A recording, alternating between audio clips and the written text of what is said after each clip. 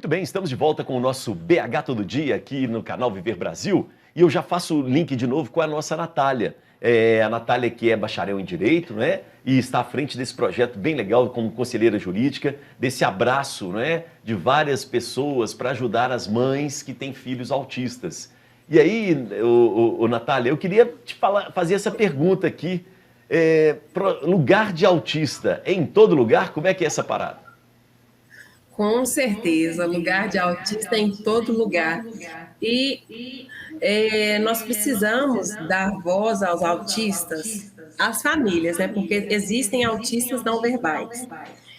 Então, nós temos que quebrar esse paradigma que autista não pode determinada coisa. Autista pode tudo o que ele quiser e o que ele conseguir dentro das suas capacidades.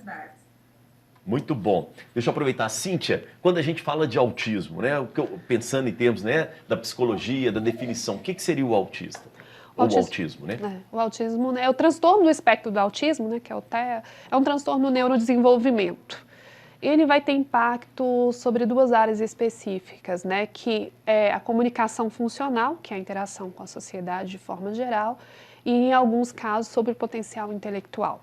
Normalmente, né, o diagnóstico do autismo já começa nos primeiros anos de vida, né, porque a gente fala que ele impacta nos primeiros anos de vida, a criança já demonstra sinais da condição. Né? A gente tem que lembrar que o autismo não é uma doença. Isso. Né? Uhum. Então, é uma condição. Achei condição. Legal isso que você falou. E é importante a gente falar, igual a Natália estava falando também, que a gente não pode criar um grupão e falar assim, o autista é assim, o autista é assado. Na verdade, a gente tem uma pessoa com a condição de autismo, mas isso é só uma característica dela, dentre outras que ela tem como pessoa. Então, ou seja, a pessoa que tem autismo, ela vai ter a sua personalidade, ela vai ter sua forma de expressão com o mundo, seja verbal ou não, ela vai ter o seu funcionamento, seus desejos, seus sonhos. Então, a gente sempre fala que a gente precisa olhar para as pessoas. A gente não vai ignorar o autismo, é parte de quem ela é enquanto pessoa. Mas é uma condição. Então a gente não pode patologizar isso. É uma característica dela, dentre tantas outras. Por isso que é perigoso a gente colocar em caixinha, né? Então o autista ele vai gostar de determinada coisa, ele vai ter determinado comportamento. Características assim, né? Claro que tem características que são típicas da condição, mas tem pessoas ali, né? Isso. Então, até a gente tem usado muito lá no Instituto o termo pessoa com autismo, porque a gente quer valorizar a pessoa que está ali. E essa pessoa, ela é única, eu acho que isso é a coisa mais bonita da condição humana, é que a gente é todo mundo diferente, né? Então, mesmo que a gente encontra semelhanças entre nós, a gente é totalmente diferente e isso que nos torna tão especiais enquanto seres humanos. Então a gente precisa também aprender a olhar para a pessoa que tem essa condição. Muito legal. Condição, pessoa em primeiro lugar, não é uma doença. Fabulosa, né, a colocação da Cíntia aqui. E aí eu volto com você, Natália, que eu queria que você contasse, se você não se importar, um pouco da sua história, não é? Como é que foi que você recebeu, não é? Essa notícia, você que notou, não é? A Cíntia falou que às vezes é a mãe, né, que nota alguma coisa diferente ali. Você que notou essa condição de autismo junto com do seu filho, como que foi isso, Natália? Foi. Desde quando ele tinha 9 meses, eu já desconfiava que ele era autista. Por quê? Porque não falava nem 4 palavrinhas, nem mamãe, nem papai, nem dadá. O hiperfoco dele em tudo que gira.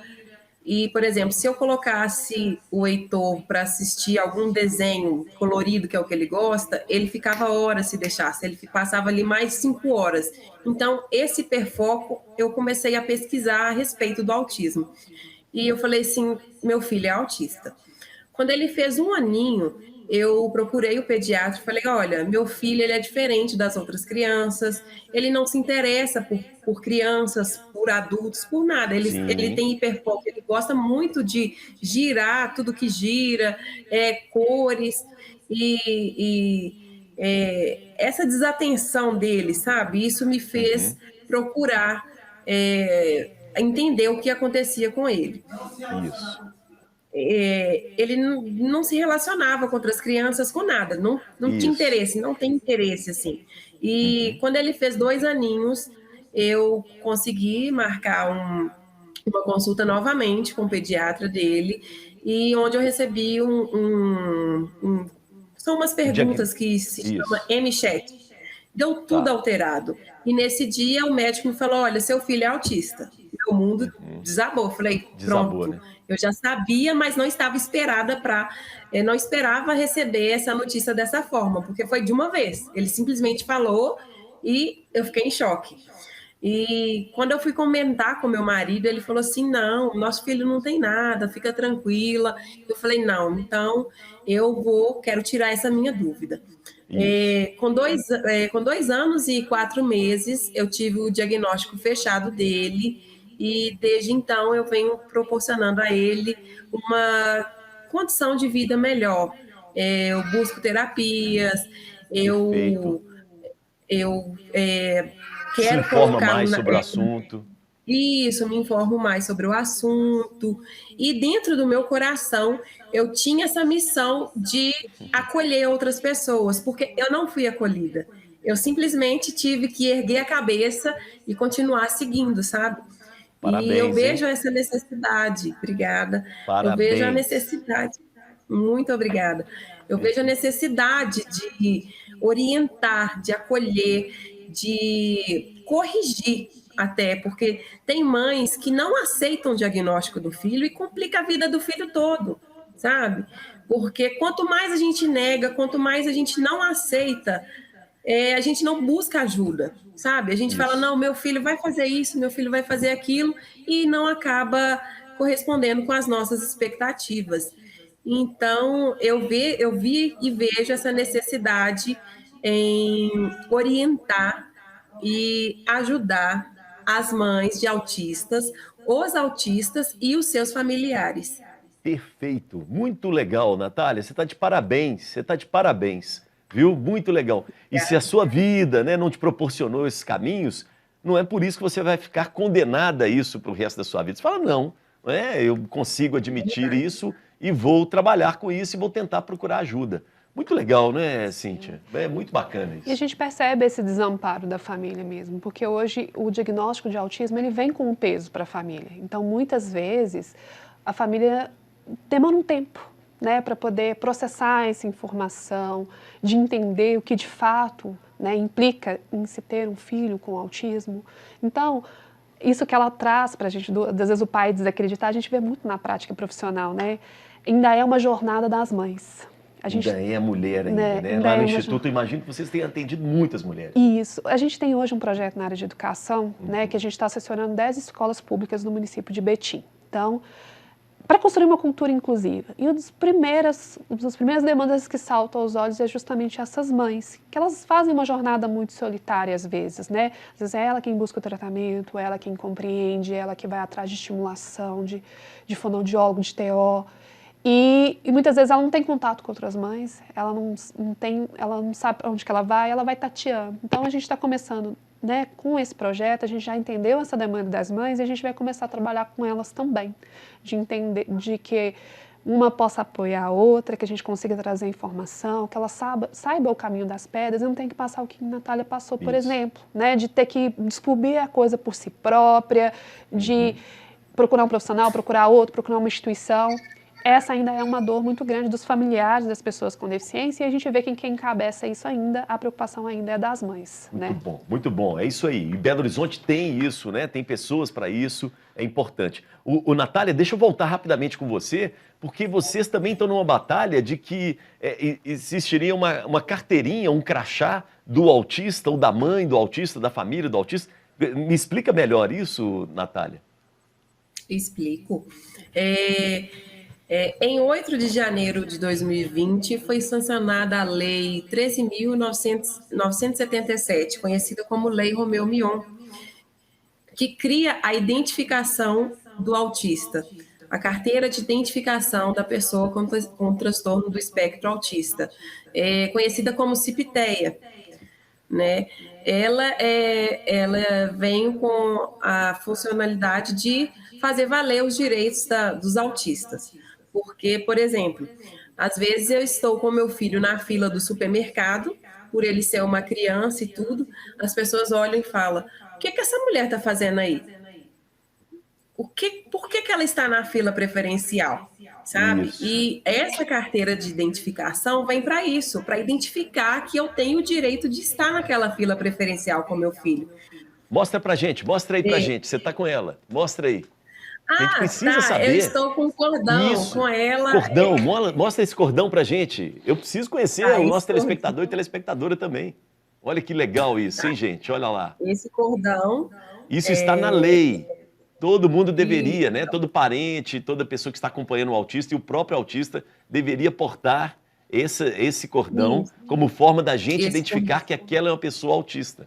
Isso, autista, isso, para perfeito. até quebrar o preconceito, né? Porque tem muito preconceito. E as pessoas olham para o meu filho e falam assim: seu filho é deficiente? Seu filho não parece ser nada. Aí eu digo: olha, a deficiência dele é não visível a olho nu, está no cérebro, né? Porque não é como a síndrome de Down, que a Isso, gente tem olha para a características pessoa e físicas, vê. né? Isso, Isso, não tem perfeito. características físicas. E aí, às vezes, a pessoa tá achando que é um menino mimado, uma menina mimada, tá fazendo um Isso, escândalo, e olha para a mãe com isso. aquela, né, com aquela cobrança, né, que a sociedade faz, aí aquela culpa da Cobra, mãe aumenta mais ainda. Então é por isso que é aumenta. importante, não é isso, Natália? É por isso que é importante nós cortarmos a cipiteia, né? Porque todo o estado de Minas Gerais está apto a emitir a cipiteia. As pessoas têm que procurar os locais, né? Por exemplo, aqui em Belo Horizonte, ela é emitida através dos postos dos UAIs, sabe? Isso. O antigo Do- PSIL, vou falar assim que as isso, pessoas vão atendimento. entender melhor. Isso, nos postos de atendimento. E é um direito que, nossa, nós viemos lutando vários anos para conseguir a identificação do autista, né? Porque só o colar não é suficiente. A carteirinha garante o atendimento prioritário, por exemplo, em um hospital.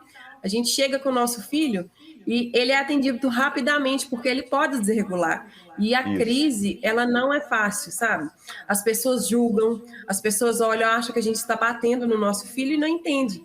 E as pessoas não têm empatia, não oferecem nem ajuda para a gente, sabe? E a gente tem que contornar aquela situação, tem que lidar com a crítica, né? Uma comenta com a outra: nossa, que criança mimada, Constrangimento, né? nossa, que menino sem educação, e não sabe Isso. que por trás daquela crise, daquela birra, tem uma criança deficiente ali. Muito bom, parabéns, né? E também não podemos condenar as pessoas porque elas não têm informação, né? E não dá para distinguir. Então, é importantíssima essa identificação, né, Cíntia? Tem muitas deficiências que acabam não ser visíveis, e aí as pessoas têm dificuldade de... Muito do preconceito vem do desconhecimento, não é só disso, né? Mas muito vem do desconhecimento. Então, essas características do autismo, dentre as várias, né, às vezes a criança tem hipersensibilidade sensorial. Então, tudo para ela chega ao mesmo tempo. Sim. Então, se ela está num lugar igual um hospital que ela está falando, ou numa fila de banco que tem muita coisa, muito barulho, tem luz, tem, né? ela vai desestabilizar, porque aquilo, a gente processa um estímulo de cada vez, e nós que somos, né, neurotípicos, que a gente fala, a gente consegue filtrar. Então, nós estamos aqui conversando, nós estamos focados um no outro. Isso. Né? Mas Então, tem um monte de coisa acontecendo aqui, você já viu, tem um monte de coisa acontecendo.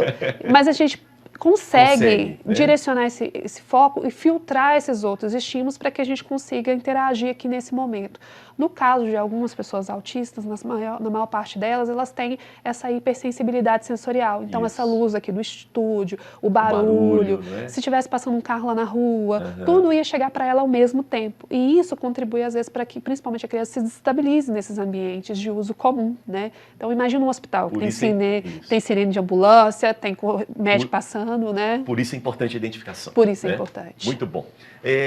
Vamos continuar nesse assunto, mas lembrando também, né, que as pessoas, né, com autismo, elas desenvolvem várias tarefas, né, na área da arte, na área do esporte também. É muito interessante isso. Não é? Basta você saber direitinho como que você vai lidar com aquela pessoa. E elas desenvolvem várias características. E por falar em esporte, a gente vai dar um tempinho aqui na fala, né, nessa ideia que a gente está tendo de trazer o autismo para dentro do BH Todo Dia, porque agora tem quadro novo estreando. É isso mesmo. E é o quadro que é o Giro de Esportes, com o nosso querido Adriano Kesley. Tudo bem, Adriano? Boa tarde, boa noite, bom dia, boa madrugada, Adriano. Olá, Elias. Boa noite a você, boa noite a todos os nossos convidados que estão participando do BH Todo Dia de hoje e aos nossos teleweb espectadores que também estão acompanhando o BH Todo Dia. A gente vai estrear hoje o Giro do Esporte dentro do BH Todo Dia. E adorei o teleweb, telespectadores, telespectadoras. Aprendi, Adriano. É muito bom. Para todos que estão acompanhando, tanto no canal 527 da Claronet, como também pelo YouTube do canal Viver Brasil. Neste fim de semana, Elias, a gente na sexta-feira trouxe um programa especial sobre o clássico que aconteceria no sábado, no estádio do Mineirão, e o Atlético se sagrou campeão. 47º título do Atlético, um tricampeonato, um show, né, Elias? Você está feliz da vida nessa segunda-feira dentro do BH Todo Dia, não podia ser diferente. Hulk e companhia comandaram a vitória do Atlético, um 3-1 sobre o Cruzeiro. O jogo foi eletrizante, o Cruzeiro se postou muito bem dentro do campo, criando chances, um Cruzeiro valente, o melhor time do Cruzeiro dos últimos 3 anos. E o Atlético se sagrou campeão jogando muita bola.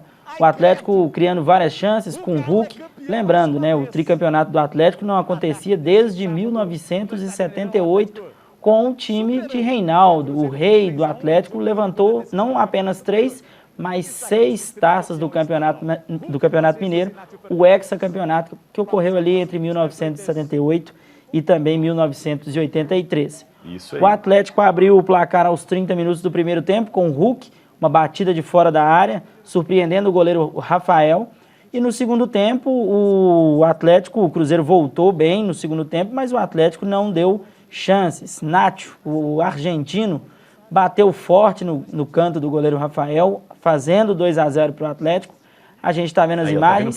Aí o primeiro gol do Hulk. Você falou, a patada do Hulk aí de esquerda. Uma pancada de fora da área, surpreendendo o goleiro Rafael. Isso o jogo ainda estava com 30 minutos do primeiro tempo. Chance para os dois lados, um clássico bem disputado e com muito fair play, né, Elias? Isso foi muito legal que você falou. Um clássico limpo, tanto dentro do campo como nas arquibancadas. Isso mesmo. Depois, em 2017, a gente teve o último clássico com torcidas divididas e as quase 54 mil pessoas que estavam no estádio do Mineirão puderam acompanhar um jogo muito limpo.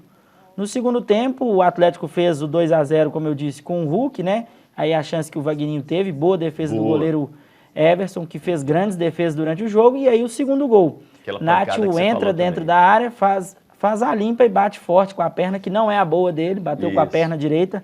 Aos 19 minutos do segundo tempo, o Cruzeiro ainda tentou uma reação, mas por volta dos 35 minutos, o Hulk sofreu um pênalti, que deixou algumas dúvidas se foi pênalti ou se não foi. Ô, Adriano, tem jeito não. Qualquer pênalti contra o Galo agora vai ser dúvida. Isso importante... não tem jeito.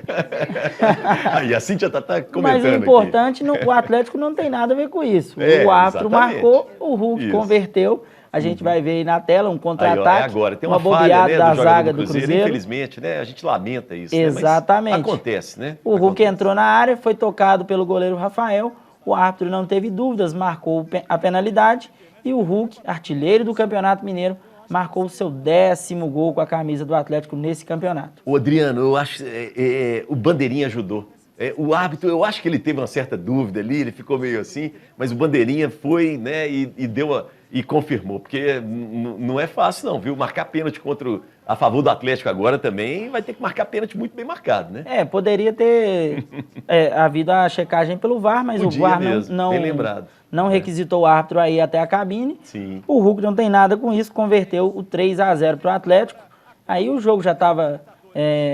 as torcidas fazendo festa, a torcida do Cruzeiro não desanimou, mas tivemos o gol de honra do Cruzeiro com o Edu, que foi eleito o melhor jogador do Campeonato Mineiro em votação pela internet. Justo para você, Adriano? É justo?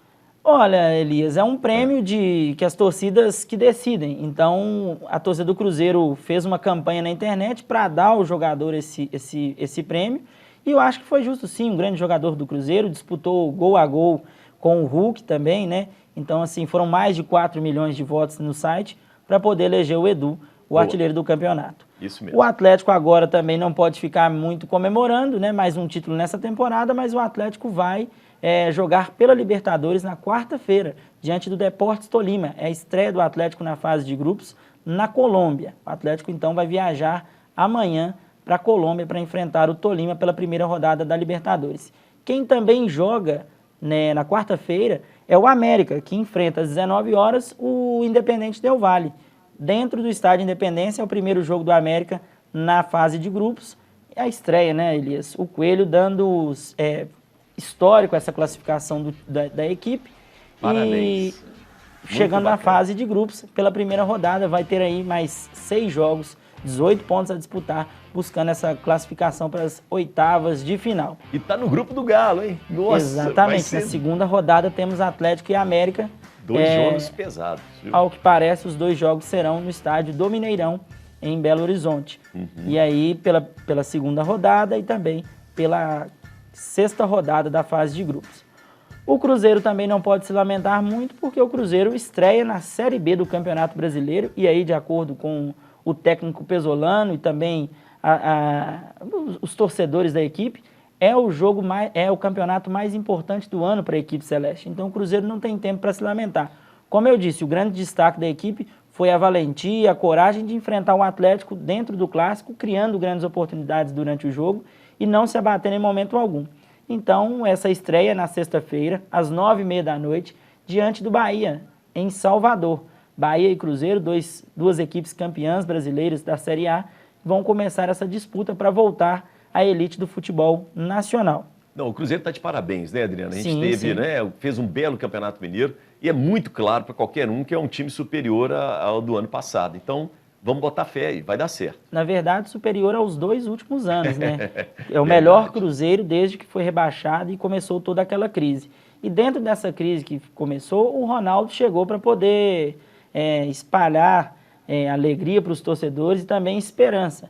E hoje uma notícia que deixou os torcedores incomodados, saiu uma liminar na Justiça, o Tribunal de Justiça de Minas Gerais concedeu uma liminar suspendendo a reunião do Conselho que ocorreria hoje, por volta das 19 horas. O conselheiro José Eustáquio Lucas Pereira, ele assina, juntamente com outros conselheiros, essa ação que foi deferida pelo Tribunal de Justiça. Ele diz, em entrevista aos colegas do GE, ele disse ser favorável à venda do Cruzeiro ao Ronaldo, entretanto, algumas cláusulas do contrato precisam ser melhores conhecidas pelos conselheiros. A reunião de hoje, Elias, era a seguinte: os conselheiros iriam se reunir para poder votar o contrato que o Ronaldo fez na compra da SAF com o Cruzeiro. E uma medida que causou muita repercussão é a vontade dele de ter como garantia a Toca da Raposa 1 e 2, as tocas da Raposa 1 e 2, para poder ter essa garantia. Essas tocas, Elias, elas já estão como garantia para a CBF. Isso. Na negociação que o Cruzeiro fez. E agora o Ronaldo queria assumir essa dívida junto à CBF, né? E queria essas tocas como garantias. E aí os conselheiros, numa reunião na última quinta-feira muito conturbada, se reuniram, o presidente apresentou as propostas e agora tomaram essa decisão de inviabilizar a ocorrência dessa reunião que começaria hoje às 19 horas, Elias. Adriano, tem uma notícia aqui de última hora, acabou de me passar aqui o nosso diretor Leandro, que o presidente do Cruzeiro e o presidente do Conselho conseguiram um agravo, não é, para poder realizar a reunião. Estão tentando, estão esperando, estão esperando o agravo. E aí o seguinte, o clima está muito pesado, né? O clima está complicado, inclusive nas ruas ali do Barro Preto. Então a gente até fala com as pessoas que forem passar por ali, muito cuidado. Então, assim, realmente se transformou meio num campo de batalha, porque tem interesses aí políticos e econômicos por trás, né, Adriano? Então, vamos aguardar para ver se conseguimos fazer essa reunião. Eu acho que é muito importante para o Cruzeiro, para o futebol mineiro, que se resolva essa situação logo. A grande questão, Elias, é porque o Cruzeiro ele se tornou uma SAF. Foi o primeiro clube do Brasil a se tornar uma SAF. E quando o clube foi fazer esse levantamento, né, de todo o patrimônio do clube, o patrimônio está muito defasado, atraso no pagamento de IPTU, que inviabilizam que o clube se reestabeleça. Lembrando que o Cruzeiro, a gente já disse aqui, começou aquela crise que o levou à Série B. Hoje, Elias, mas para dar um ânimo para os torcedores, né, Hoje, para quem acha que o clássico acabou, é aquela história. O clássico começa uma semana antes e termina uma semana depois do que foi marcado. Entretanto, hoje o clássico ainda continua. Pelo Brasileirão Feminino, Série A1, nós vamos ter um jogo histórico. Cruzeiro e Atlético vão disputar jogo hoje no Sesc Alterosa. O mando de campo é do Cruzeiro. A gente já havia tido a final do Campeonato Mineiro no estádio do Mineirão, muito histórico, muito simbólico para as meninas poderem disputar. E agora elas vão fazer o primeiro jogo da Série A1 do Campeonato Brasileiro. Lembrando, as Vingadoras do Atlético contra as Cabulosas do Cruzeiro. O mando de campo é do Cruzeiro, Elias. Então, são cerca de 500 ingressos disponíveis. O torcedor do Cruzeiro pode ir até o Sesc Venda Nova com 1 quilo de alimento não perecível e retirar o seu ingresso para assistir o jogo lá no Sesc Alterosa. As duas equipes não vão muito bem no Campeonato Brasileiro não, viu, Elias? Ah, mas clássico é clássico. Clássico é clássico e aí é a mudança de chave, né? As equipes podem se enfrentar e quem vencer o jogo hoje pode sair da zona de rebaixamento. O Cruzeiro pode chegar até a 10ª colocação do Campeonato Brasileiro e o Atlético pode chegar até a 9ª. Lembrando que os dois, 14º e 15º, estão dentro da zona de rebaixamento da Série A1 do Brasileirão, Elias. E vamos curtir o jogo depois do programa? Bora! Muito bom! Adriano, obrigado pela participação, viu? Mais uma vez, em nome dos nossos web telespectadores. Aí, um abraço para você, viu, Adriano? Um abraço, Elias. Eu que agradeço e até a próxima. Valeu demais. Muito bacana, Adriano, que é nosso produtor, participando também, trazendo esse giro, né? Sempre a gente vai trazer para vocês a respeito do esporte, tá bom? E lembrando mais uma vez, a reunião continua suspensa, né, do Conselho do Cruzeiro, mas o presidente do clube e o presidente do Conselho estão tentando, né, reverter essa situação. E infelizmente o clima não está nada bom. Mas a gente vai falando um pouco mais a respeito aqui durante ainda o último bloco do nosso programa, porque agora eu preciso ir para o intervalo, viu? Intervalo e a gente volta em instantes. Valeu!